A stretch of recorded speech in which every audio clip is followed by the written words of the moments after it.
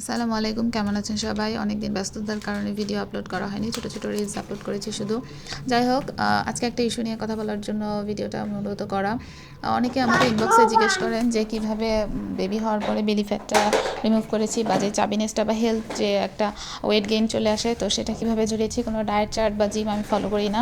আমি যেটা করেছি, আমি ঘরের কাজটাকেই প্রাধান্য দিয়েছি এবং ঘরের সকল কাজ একটু একটু করে নিজের হাতে তুলে নিয়েছি যখন সুস্থতাটা পুরোপুরি অ্যাসিওর করতে পেরেছি। এটা সবচেয়ে আগে ফার্স্ট অ্যাসিওর করতে হবে যে আপনার শরীর পুরোপুরি সব কিছু নেওয়ার জন্য, সকল লোড নেওয়ার জন্য তৈরি কিনা।